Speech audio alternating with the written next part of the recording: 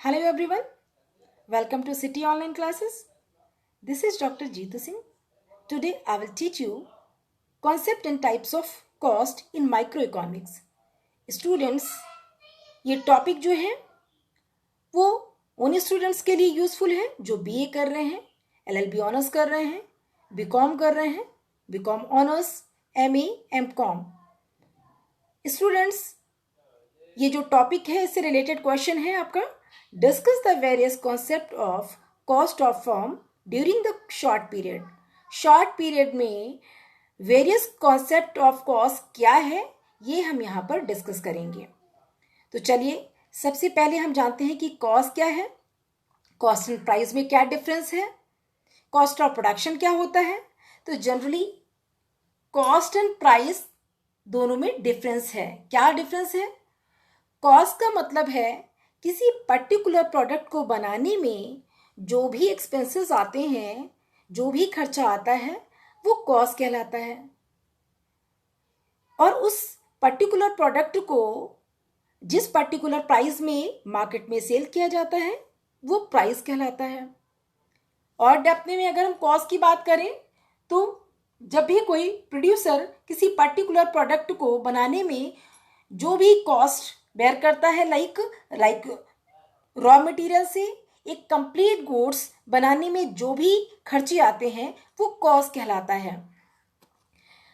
किसी इकोनॉमिक्स ने कॉस्ट के बारे में बताया है कि जो कॉस्ट है वो एक्सप्लिसिट कॉस्ट और इम्प्लिसिट कॉस्ट का समेशन है. अगर हम कॉस्ट की बात करें तो एक्सप्लिसिट कॉस्ट मीन्स स्पष्ट लागतें, इम्प्लिसिट कॉस्ट मीन्स अस्पष्ट लागतों का समेशन है, जोड़ है. तो सबसे पहले स्टूडेंट्स हम ये जानेंगे कि एक्सप्लिसिट कॉस्ट क्या है. Explicit cost it is the actual cost या actual money expenditure on inputs और payment made to outsider for hiring their factor service. जब हम किसी भी फैक्टर ऑफ प्रोडक्शन को यूज करते हैं और यूज करने के दौरान हम उसे क्या देते हैं, पेमेंट प्रोवाइड करते हैं. किसे? आउटसाइडर को. तो जब हम आउटसाइडर को पेमेंट प्रोवाइड करते हैं किस लिए? उनको यूज करने के एवरेज में, उनको हायर करने के एवरेज में, तो उसे एक्सप्लिसिट कॉस्ट कहा जाता है. फॉर एग्जाम्पल, अगर कोई प्रोड्यूसर एक पर्टिकुलर प्रोडक्ट को बनाने में लेबर यूज करता है या एम्प्लॉय यूज करता है तो एम्प्लॉय को क्या देगा? सैलरी देगा. लेबर को क्या देगा? वेजेस प्रोवाइड करेगा. अगर उसने लैंड को हायर किया है तो लैंड पे वो रेंट प्रोवाइड करेगा. अगर उसने एंटरप्रेन्योर को हायर किया है तो एंटरप्रेन्योर को प्रॉफिट प्रोवाइड करेगा.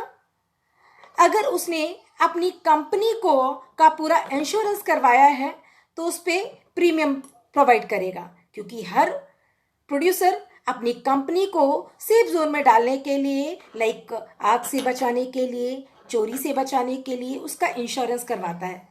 तो ये सारे कॉस्ट ऑफ प्रोडक्शन है जो कि वो क्या करता है, बेयर करता है या आउटसाइडर को प्रोवाइड करता है. तो ये क्या कहलाता है? एक्सप्लिसिट कॉस्ट, स्पष्ट लागतें. अब हम बात करेंगे इम्प्लिसिट कॉस्ट क्या है. तो इम्प्लिसिट कॉस्ट जो होता है उसे हिंदी में अस्पष्ट लागतें कहते हैं. और इम्प्लिसिट कॉस्ट का मतलब होता है कि जब कोई प्रोड्यूसर किसी पर्टिकुलर प्रोडक्ट को बनाने में बाहर वालों को या आउटसाइडर को जो भी पेमेंट है, जो भी सैलरी है ना देकर, वो अगर वो पर्टिकुलर प्रोडक्ट बना रहा है और अपनी ही लैंड को यूज कर रहा है तो उस पर वो कोई रेंट नहीं देगा. अगर वो बैंक से लोन ना लेकर अपना पैसा कंपनी में लगा रहा है तो उस पर कोई इंटरेस्ट नहीं पे करेगा. अगर वो अपनी ही कंपनी का मैनेजर बन जाता है तो उसे कोई सैलरी नहीं प्रोवाइड करेगा. तो इस तरह से इम्प्लिसिट कॉस्ट क्या होती है? ओनर अपने ही पर्टिकुलर प्रोडक्ट को बनाने के लिए वो अपनी ही कॉस्ट, अपने ही सामान को यूज करता है, अपना लैंड यूज कर लेता है और सेल्फ से वो अपनी कंपनी का मैनेजर बन जाता है और वो अपना ही पैसा उस कंपनी में यूज करता है. इम्प्लिसिट कॉस्ट को अपॉर्चुनिटी कॉस्ट भी कहते हैं, अवसर लागत भी कहते हैं। अपॉर्चुनिटी कॉस्ट क्यों कहते हैं? क्योंकि कोई भी प्रोड्यूसर जब यहाँ पे प्रोडक्शन कर रहा है और वो अपनी कंपनी में अगर एज अ मैनेजर काम कर रहा है तो वहाँ पे उसे कोई सैलरी नहीं प्रोवाइड कर रहा है, लेकिन वहीं पे अगर वो किसी और कंपनी में जॉब करता तो उसे सैलरी मिलती। अगर वो जो पैसा अपनी कंपनी में लगा रहा है वही पैसा वो बैंक में डिपॉजिट कर देता तो उसे इंटरेस्ट मिलता। अगर वो अपना लैंड किसी को उठाता तो वहाँ पे उसे रेंट मिलता। तो ये सारी चीज़ें वो सेक्रीफाई कर रहा है, दैट्स व्हाई इसे अपॉर्चुनिटी कॉस्ट के नाम से भी जानते हैं। और एक्सप्लिसिट कॉस्ट को अकाउंटिंग कॉस्ट भी कहते हैं। क्यों कहते हैं? क्योंकि इसे बुक ऑफ अकाउंट में मेंशन किया जाता है, बल्कि इम्प्लिसिट कॉस्ट को बुक ऑफ अकाउंट में कंसीडर नहीं किया जाता है, मेंशन नहीं किया जाता है। अब इस तरह से हम नेक्स्ट देखेंगे आपका types of cost and cost of production. तो अभी मैंने आप लोगों को बताया कि जब कोई भी प्रोड्यूसर प्रोडक्शन करता है तो बहुत सारे वो कॉस्ट बेयर करता है, लाइक लैंड भी यूज करता है, लेबर भी यूज करता है, कैपिटल भी यूज करता है और एंटरप्रेन्योर भी यूज करता है, और इसके अलावा बहुत सारे वो कॉस्ट बेयर करता है, तब एक कंप्लीट गुड्स प्रिपेयर होती है। अब इस तरह से अगर हम टाइप्स ऑफ कॉस्ट की बात करें तो there are 3 types of cost, like explicit cost, implicit cost and any other cost has been divided into 3 parts. Any other cost has been divided into 3 parts, like marginal cost and like average cost and like average cost, total cost. इस तरह से अगर हम बात करें अगर हम बात करें like any other cost की, तो एनी अदर कॉस्ट लाइक सबसे पहले तो हम मार्जिनल कॉस्ट की बात करेंगे और एवरेज कॉस्ट की बात करेंगे। मार्जिनल कॉस्ट क्या होता है और एवरेज कॉस्ट क्या होता है? अगर मार्जिनल कॉस्ट की बात करें तो मार्जिनल कॉस्ट वो कॉस्ट होता है जब कोई प्रोड्यूसर किसी पर्टिकुलर प्रोडक्ट को बनाने में जो एडिशनल एक्सपेंसेस करता है, अतिरिक्त खर्चा करता है, इसे हम आगे और डेप्थ में पढ़ेंगे। एवरेज कॉस्ट क्या होता है, एवरेज कॉस्ट कैसे निकाला जाएगा? एवरेज कॉस्ट को निकालने के लिए हम टोटल कॉस्ट को क्वांटिटी से अगर डिवाइड कर देंगे तो हमारा एवरेज कॉस्ट मिल जाएगा। टोटल कॉस्ट की अगर बात करें तो total cost has been further divided into parts, total variable cost and total fix cost. Students, जो टोटल कॉस्ट होता है वो आपका कभी भी 0 नहीं होता है। टोटल कॉस्ट, यहाँ पे टोटल कॉस्ट को अटेन करने के लिए टोटल वेरिएबल कॉस्ट में टोटल फिक्स कॉस्ट को ऐड कर देंगे तो हमारा टोटल कॉस्ट अटेन हो जाएगा। कहने का मतलब होता है कि टोटल कॉस्ट जो होता है वो समीशन होता है टोटल फिक्स कॉस्ट का एंड टोटल वेरिएबल कॉस्ट का।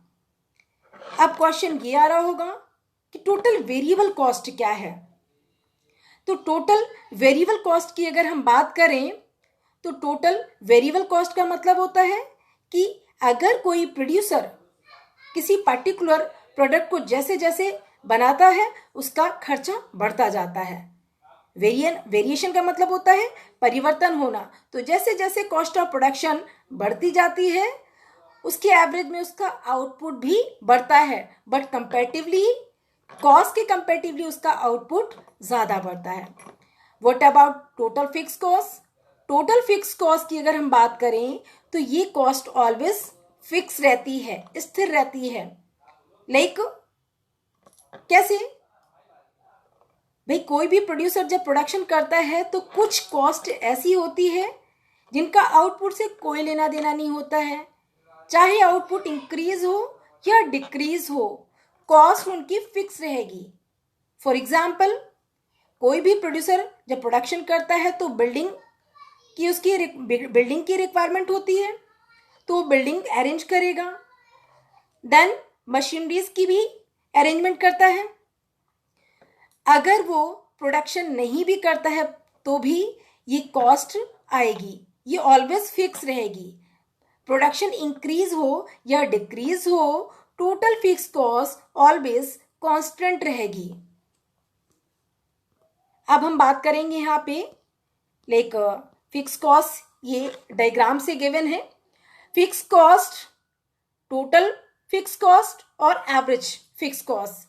टोटल अगर हम बात करें फिक्स कॉस्ट की तो फिक्स कॉस्ट को 2 पार्ट में डिवाइड किया जाता है। एक तो आपका एवरेज फिक्स कॉस्ट है, देन अदर आपका टोटल फिक्स कॉस्ट है। अभी मैंने बताया कि जो टोटल फिक्स कॉस्ट होता है वो एक्स एक्सिस के पैरेलल होता है, ऑलवेज कांस्टेंट होता है।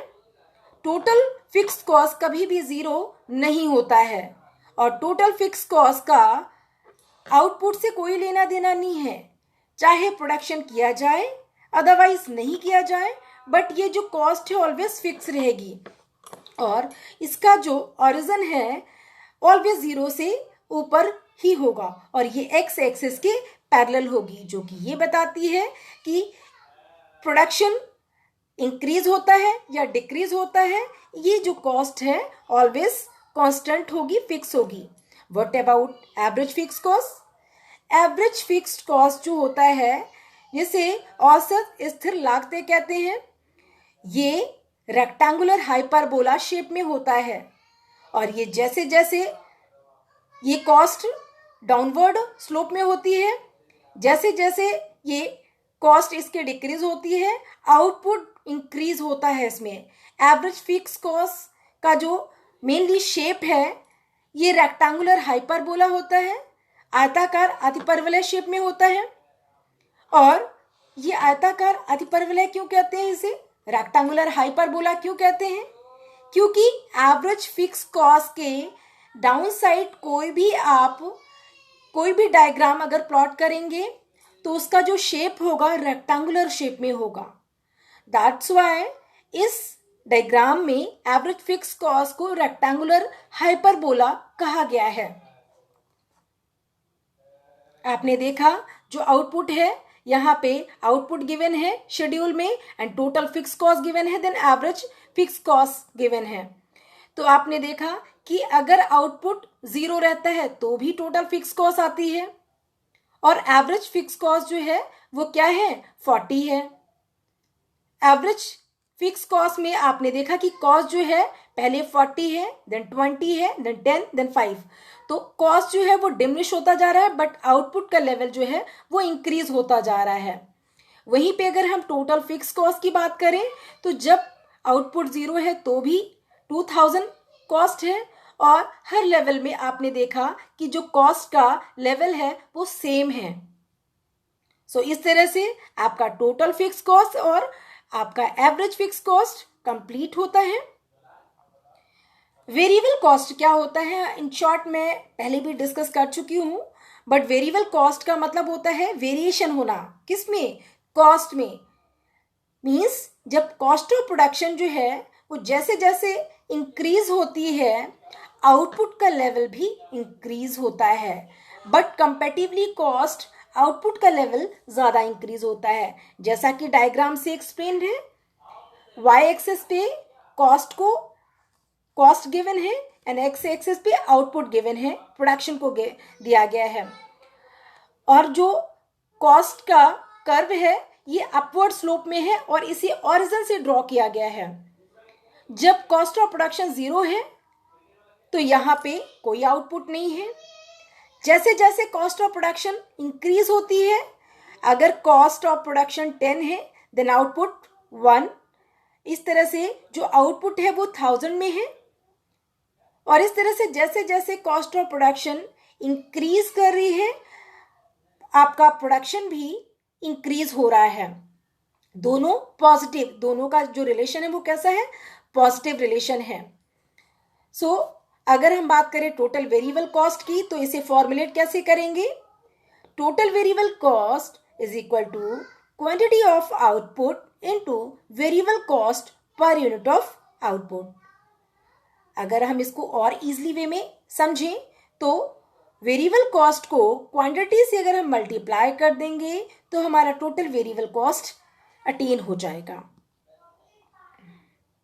अब उसके बाद हम बात करेंगे एवरेज वेरिएबल कॉस्ट का। ये जो फॉर्मूला होता है एवरेज वेरिएबल कॉस्ट, अगर एवरेज की बात आती है, अगर एवरेज एवरेज वेरिएबल कॉस्ट या एवरेज कॉस्ट, एवरेज वर्ड अगर आता है तो आपको ब्लाइंडली डिवीजन के लिए सोचना है यहाँ पे कि एवरेज वेरिएबल कॉस्ट का जो फॉर्मूला होगा वो क्या होगा, total cost divided by Q. Average cost is equal to total variable cost divided by quantity. अगर एवरेज कॉस्ट आता है तो टीसी डिवाइडेड बाय क्यू। तो यहाँ पे एवरेज अगर आता है तो हम डिवाइड के बारे में सोचेंगे। सो एवरेज वेरिएबल कॉस्ट का जो फॉर्मूला है वो क्या होगा, average variable cost is equal to total variable cost divided by quantity product. जो भी क्वांटिटी है उससे डिवाइड कर देंगे तो हमारा एवरेज वेरिएबल कॉस्ट अटेन हो जाएगा। अब बात करेंगे टोटल कॉस्ट की। टोटल कॉस्ट क्या होता है? टोटल कॉस्ट का मतलब होता है यहाँ पे सम ऑफ दी आपका total fix cost and total variable cost. जब हम बात करते हैं कुल लागतों की तो कुल लागत जो है वो किसका समीशन होता है, टोटल फिक्स कॉस्ट, कुल स्थिर लागतें और कुल परिवर्तनशील लागतें, टोटल वेरिएबल कॉस्ट। सो इस तरह से हमारा जो टोटल कॉस्ट होता है उसका कर्व ये गिवन है जो कि अपवर्ड स्लोप है, बट जीरो से अपर पॉइंट में ये ड्रॉ किया जाता है क्योंकि टोटल कॉस्ट कभी भी जीरो नहीं होती है। क्यों जीरो नहीं होती है? क्योंकि जब भी हम कॉस्ट ऑफ प्रोडक्शन की बात करते हैं तो एक प्रायर लेवल पे हमारी एक फिक्स कॉस्ट होती है, लाइक बिल्डिंग पे हमारी जो इनिशियल रिक्वायरमेंट होती है फॉर प्रोडक्शन। हम प्रोडक्शन करने के पहले बिल्डिंग अरेंजमेंट करते हैं, मशीनरीज अरेंजमेंट करते हैं, उसके बाद हम कहीं प्रोडक्शन करने के लिए लेबर वगैरह हायर करते हैं। तो हमारी फिक्स कॉस्ट ऑलवेज फिक्स रहती है और जब हम उसका समीशन करेंगे तो टोटल कॉस्ट हमारा कभी भी जीरो नहीं आएगा। लाइक हमने टोटल कॉस्ट को, टीवीसी को, टोटल वेरिएबल कॉस्ट को एंड टोटल फिक्स कॉस्ट को एक साथ डायग्राम में प्लॉट किया है। आप ये देखें कि टोटल कॉस्ट क्या है। अभी मैंने आपको बताया कि जो टोटल कॉस्ट है वो आपका total variable cost and total fix cost का समीशन है, जोड़ है। और यहाँ पे जैसा कि डायग्राम में गिवन है, total cost and total variable cost ये दोनों ही अपवर्ड स्लोपिंग में है और टोटल फिक्स कॉस्ट जो है वो कांस्टेंट है और एक्स एक्सिस के पैरेलल है। क्या बता रहा है? टोटल फिक्स कॉस्ट ये बता रहा है कि प्रोडक्शन इंक्रीज हो या डिक्रीज हो, total fix cost always constant रहेगी। टोटल वेरिएबल कॉस्ट क्या बताता है कि जैसे जैसे कॉस्ट ऑफ प्रोडक्शन वेरी करता है वैसे वैसे आउटपुट का लेवल भी वेरी करता है। टोटल कॉस्ट, अगर हम टोटल कॉस्ट निकालेंगे तो टोटल वेरिएबल कॉस्ट और टोटल फिक्स कॉस्ट को जोड़ देंगे तो हमारा टोटल कॉस्ट अटेन हो जाएगा। अब टोटल वेरिएबल कॉस्ट ये जीरो हो सकता है क्योंकि अगर कोई भी प्रोड्यूसर लेबर हायर नहीं करेगा तो कॉस्ट ऑफ प्रोडक्शन उसकी जीरो आएगी। अगर वो प्रोडक्शन का कार्य कंटिन्यू नहीं करेगा तो कॉस्ट ऑफ प्रोडक्शन जीरो होगी, लेकिन टोटल कॉस्ट कभी भी जीरो नहीं होगी।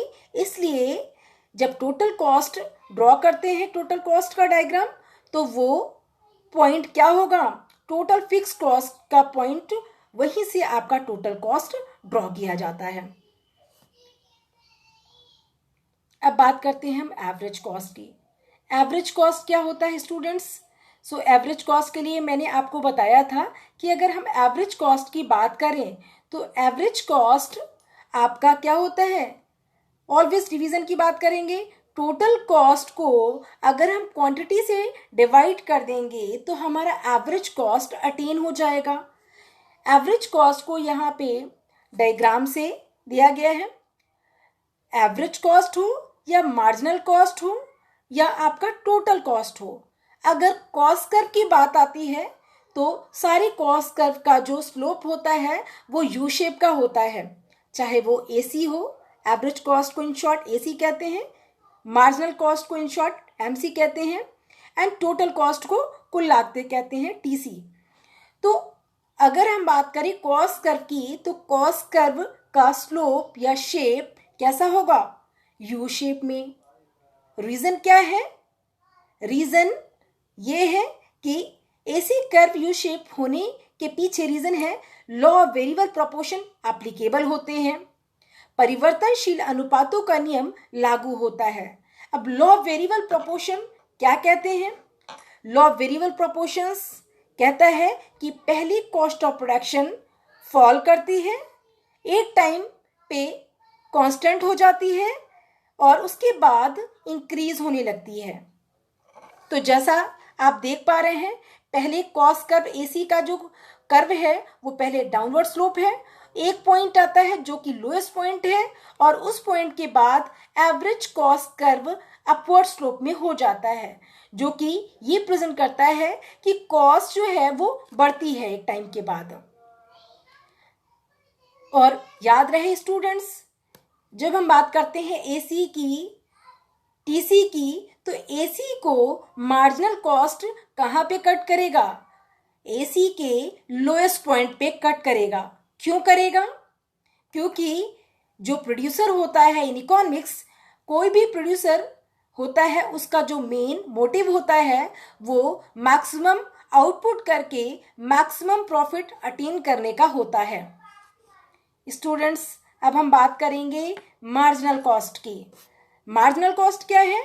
ऑलरेडी मैं डिस्कस कर चुकी हूँ कि जब भी कोई प्रोड्यूसर किसी प्रोडक्ट को बनाने के लिए एडिशनल एक्सपेंसेस करता है, अतिरिक्त खर्चा करता है, तो उसे मार्जिनल कॉस्ट में ऐड किया जाता है। फॉर एग्जाम्पल, अगर एक प्रोड्यूसर मार्कर को बनाने के लिए 10 लेबर यूज कर रहा था, अब वो 11th लेबर को भी यूज कर रहा है, तो जो 11th लेबर है वो क्या है? एडिशनल लेबर है। और उस एडिशनल लेबर को लगाने से जो भी कॉस्ट में वेरिएशन आया है वही कहलाता है आपका marginal cost. Students, I hope आप लोगों को ये लेक्चर समझ आया होगा। एक बार मैं इन शॉर्ट और बताऊंगी। लाइक अगर हम बात करें किस चीज की? कॉस्ट की, तो कॉस्ट क्या होता है? आपका जो कॉस्ट होता है किसी रॉ मटेरियल को कंप्लीट गुड्स के रूप में बनाने में जो भी एक्सपेंसेस आते हैं, जो भी खर्चे आते हैं, उन्हें हम कॉस्ट कहते हैं। अगर हम बात करें कॉस्ट की, तो जो कॉस्ट है वो एक्सप्लिसिट कॉस्ट और इम्प्लिसिट कॉस्ट का समीशन है। एक्सप्लिसिट कॉस्ट क्या है?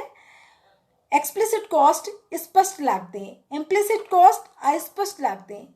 जब कोई प्रोड्यूसर किसी पर्टिकुलर प्रोडक्ट को बनाने के लिए बाहर वालों को कोई भी पेमेंट प्रोवाइड करता है तो उसे कहते हैं एक्सप्लिसिट कॉस्ट। और इम्प्लिसिट कॉस्ट में क्या होता है? ओनर जो होता है वो अपने ही किसी पर्टिकुलर प्रोडक्ट को बनाने के लिए अपना सामान सेल्फ से यूज करता है। अगर हम बात करें एक्सप्लिसिट कॉस्ट की, तो एक्सप्लिसिट कॉस्ट में वो अगर लेबर लगा रहा है तो लेबर को वेजेस प्रोवाइड करेगा, अदर एम्प्लॉय लगा रहा है तो उनको सैलरी प्रोवाइड करेगा, अगर कैपिटल यूज कर रहा है तो उस पर आपका रेट ऑफ इंटरेस्ट प्रोवाइड करेगा, अगर लैंड यूज कर रहा है तो उस पर रेंट देगा, अगर एंटरप्रेन्योर को यूज कर रहा है तो उस पर वो क्या करेगा? प्रॉफिट प्रोवाइड करेगा। और इस तरह से अगर वो इंश्योरेंस करवा रहा है तो उस पर प्रीमियम पेड करेगा। और इस तरह से वो जब भी कोई प्रोड्यूसर प्रोडक्शन करता है और बाहर वालों को पेमेंट करता है, आउटसाइडर को पेमेंट करता है, तो उसे एक्सप्लिसिट कॉस्ट कहते हैं। इम्प्लिसिट कॉस्ट क्या होता है? जस्ट इसका ऑपोजिट होता है।